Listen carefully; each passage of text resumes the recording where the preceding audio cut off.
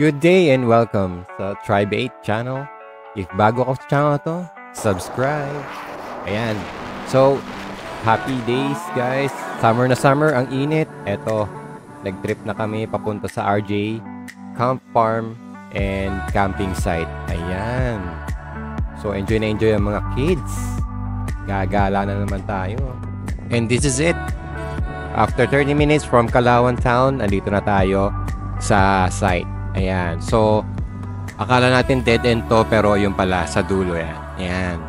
So, eto, first time ko din kasi makapunta. So, may nakita akong sasakyan dito. Doon pa to sa may-ari. Ayan. So, bumaba muna ako. And, kasi hindi ako sure kung ito ba yung campsite. So, ayan. Bumaba muna ako niyan. And, ayan. Yung mga kids, excited na silang bumaba. And yung nga pala, I have 6 kids. 5 kids yung nakasama ngayon. And yan, yung pinakabunso, ayan, hawak ni Mrs. So, kasama natin nga pala sila, Darwin. Ang family de Limos. Ayan. So, eto, let's go! Yan, tingnan nyo naman guys, ang ganda niya. Napakahangin niya sa taas. And ayan, may riles sa Perez. So, medyo mahaba-haba lang yung bababaan nyo. So, ayan. Bumababa kami. Wala pa kami masyadong dalang gamit niyan. So, binaba na muna namin yung mga kids. Kasi, ang hirap may dala ka, tapos may dala ka mga bata, diba? So, eto. Kasama na yan dun sa babayaran nyo. Ayan. So, hindi pa naman talaga sila develop. So, siguro, kayo na bahala magbigay. So, kahit mga 500 siguro. Ayan. So, ayan. Ano siya? Pineapple farm na merong running water na river. Ayan. O, diba? Ang lawak ng taniman ng pinya.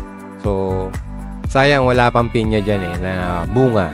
Diba? Pwede sana magpitas-pitas. So, ayan. Temporarily, diyan lang muna namin sinet up yung tent namin kasi para hindi mo na maglikot yung mga kids. Ayan. Diba? Nature na nature tripping. Ayan. So, ito. Nagpe-prepare na kami for dinner kasi medyo hapon na kami dumating. Ayan. Ayan. Ito. So, kain na kami ng dinner. Ito. Ayan. Pulutan yan. Oo, masarap. Tabak? Kasama ng ulay. Parang may single lang. Ano lang ba? May palaman ka.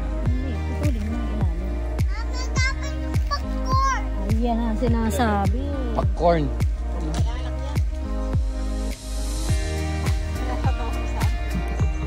Good morning! So, this is the next day. After namin, yun, mag-chill ng konti, samgyupsal ng konti. Ayan, napakaganda ng araw, diba? Nature na nature yung vibes.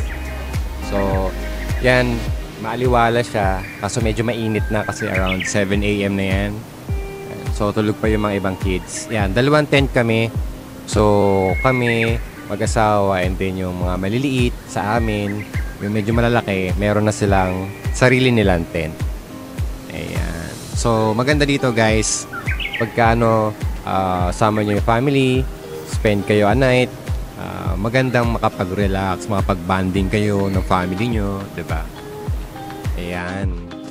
So, ito, babalik na ulit tayo dun sa ating parang kubo-kubo kasi mas maayos kumain dun. Diba? May lamesa, may bubong, may upuan.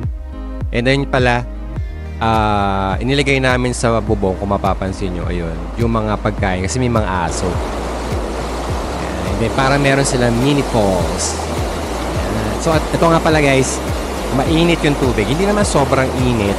Maligamgam siya. Natural hot spring. So, if familiar kayo sa Silva, yan, kadugtong yan. So, talaga hindi pa siya develop. So, medyo ganyan pa yung itsura niya.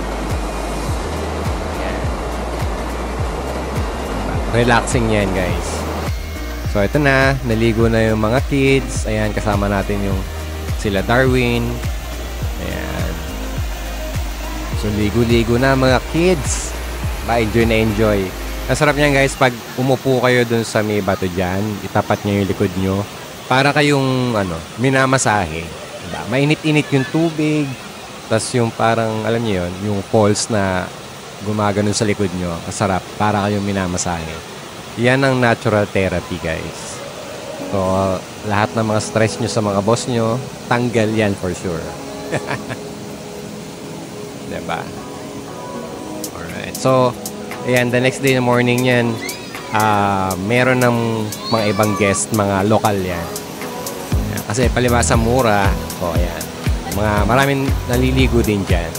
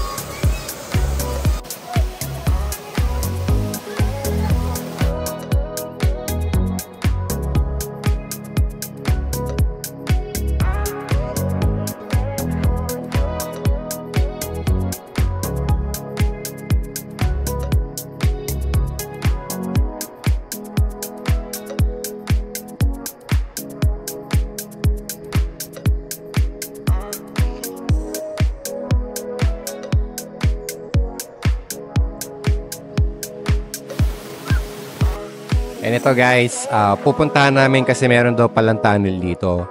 So ayan, kasama natin yung pinsan ko, si Pinoy Ideas. Itinur niya tayo para makapunta doon sa tunnel. Ayan, so ito, tunnel na to, palabas lang din niya doon sa may pinag-parkingan ko kanina.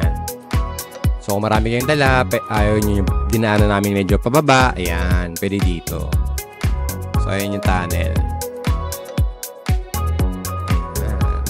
Ayun lang guys, and thank you for watching. Don't forget to subscribe.